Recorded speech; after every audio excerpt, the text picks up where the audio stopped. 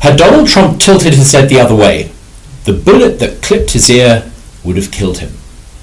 America came within a few inches of a major civil crisis.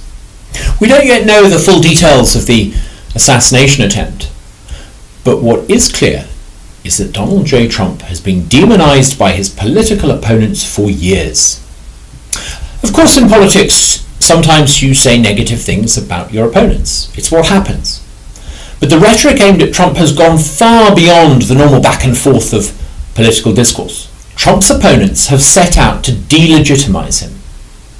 After losing to Trump in 2016, Hillary Clinton described Trump as an illegitimate president. Allegations then emerged that he was somehow supposed to be some kind of Russian agent. Every effort was made to undermine his own administration, often from within.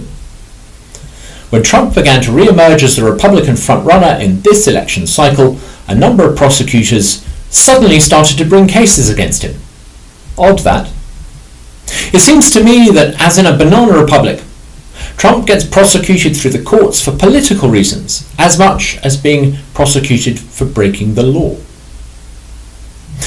Now comes an assassin's bullet, which narrowly missed Trump, but did kill a 50-year-old father who just happened to be attending that rally.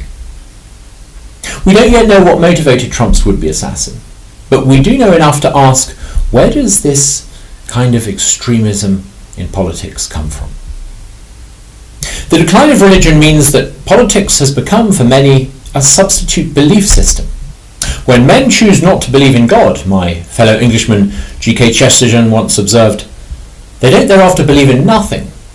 They then become capable of believing in anything.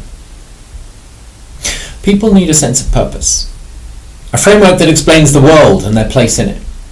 Without religion, many have adopted a belief system called climate change. Others, a system called intersectionalism. Their place in the cosmos, they start to imagine, is defined in terms of where they sit in a hierarchy of victimhood.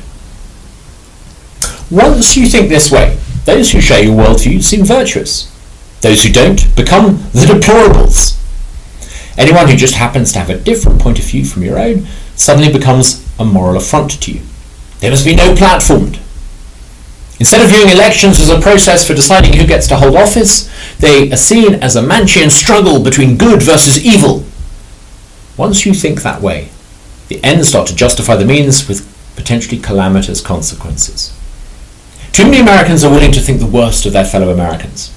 And it's not just progressives who look for the worst in conservatives. Take what happened in the wake of the assassination attempt.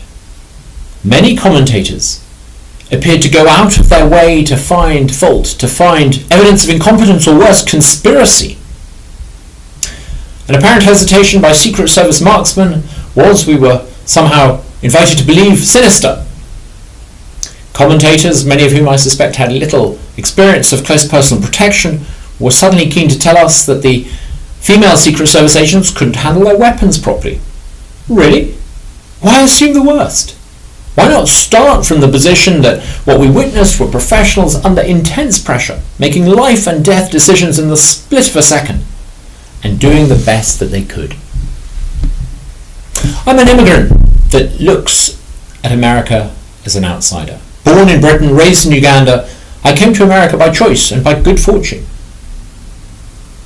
I don't look about me trying to find fault in my new home. I see instead an extraordinary country that it's a great privilege to be part of. I see the most hospitable, the most friendly, the most can-do, the most innovative people on the planet. I believe so much in the things that make America special, I even wrote a book about it, a children's book about what makes America special. Each time I meet an American for the first time, I don't think to myself, do they vote Republican or Democrat? I think of them as an American. To me, they're just an American and all the greater for it. We need to stop looking at each other and at looking at everything through the prism of politics. It's bad for America, it's bad for politics, and it's bad for us.